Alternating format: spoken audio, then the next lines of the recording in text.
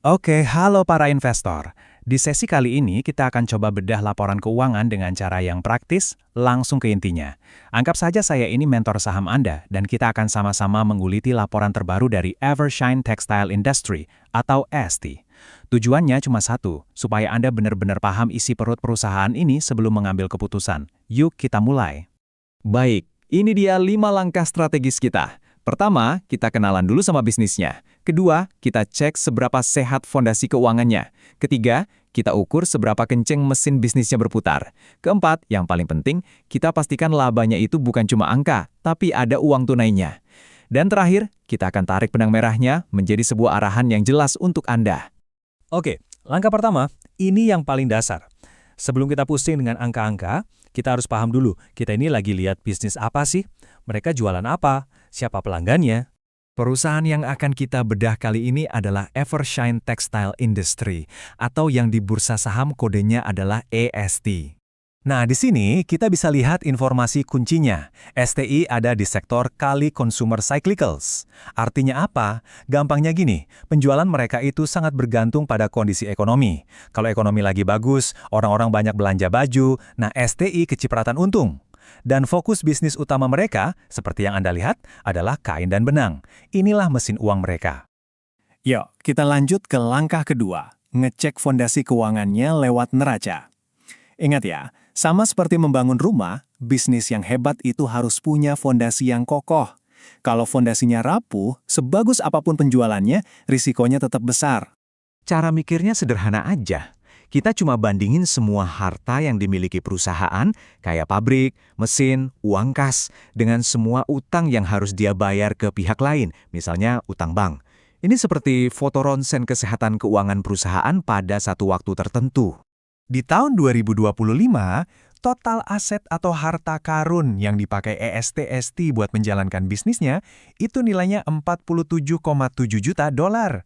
Ini semua senjata mereka untuk menghasilkan uang.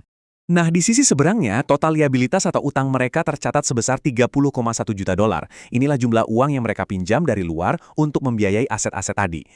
Grafik ini menunjukkan gambaran yang sangat jelas. Ternyata, mayoritas aset perusahaan dibiayai oleh utang, bukan dari modal sendiri. Ini poin yang sangat krusial ya. Utang yang tinggi itu seperti pedang bermata dua. Bisa memperbesar keuntungan, tapi juga memperbesar resiko. Tugas Anda sebagai investor adalah membandingkan rasio ini dengan perusahaan sejenis. Apakah ini wajar di industri tekstil? Tapi tunggu dulu, ada kabar baiknya nih. Walaupun utangnya masih besar, trennya menurun dibandingkan tahun lalu. Ini sinyal positif yang nunjukin kalau manajemennya proaktif dan disiplin dalam menyehatkan kondisi keuangan perusahaan.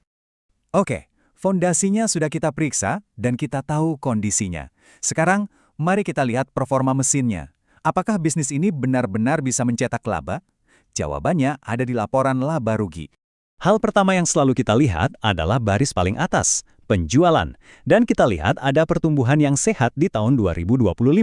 Ini artinya produk mereka laku di pasaran. Pertanyaan selanjutnya yang harus kita gali, apakah pertumbuhan ini karena mereka berhasil merebut pangsa pasar atau cuma karena industrinya yang memang lagi naik daun? Nah, ini dia angka akhirnya. Setelah semua biaya operasional, bunga pinjaman, dan pajak dibayar, inilah keuntungan bersih yang tersisa untuk perusahaan dan kita, para pemegang saham, 1,13 juta dolar. Wow, coba perhatikan. Profitabilitasnya melonjak hampir 2 kali lipat.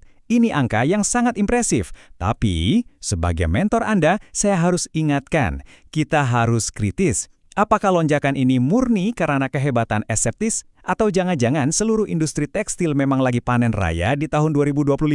Memahami konteks ini adalah kunci.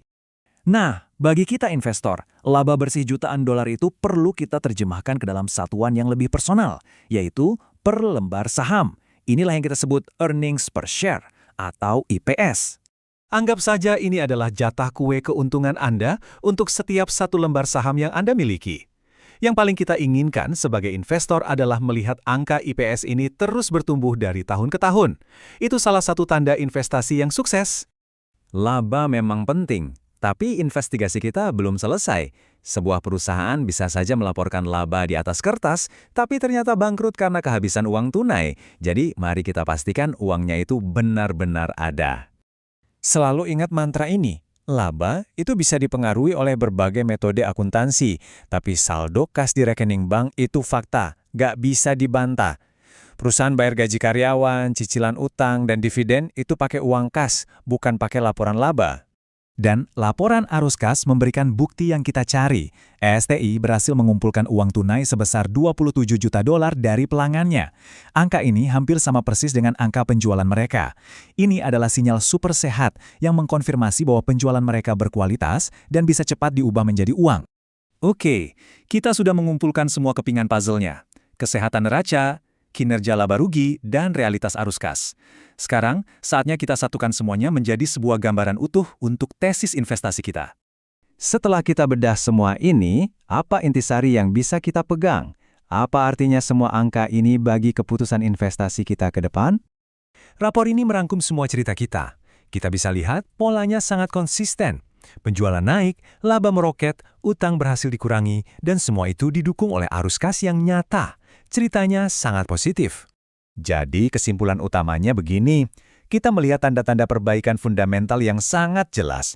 Bisnisnya bertumbuh, makin efisien, dan manajemennya membuktikan mereka mampu bekerja dengan baik. Namun, kita juga harus tetap waspada terhadap satu hal, struktur modalnya masih lebih banyak ditopang oleh utang. Ini adalah faktor risiko yang perlu Anda catat. Semua analisis fundamental kita ini pada akhirnya mengerucut ke satu pertanyaan paling penting. Dengan semua perbaikan ini, apakah pasar sudah menghargai kemajuan EST di harga sahamnya saat ini? Nah, inilah pekerjaan rumah untuk Anda. Coba lakukan valuasi, hitung berapa harga wajar saham EST, lalu bandingkan dengan harga pasarnya. Disitulah peluang investasi sesungguhnya bisa ditemukan.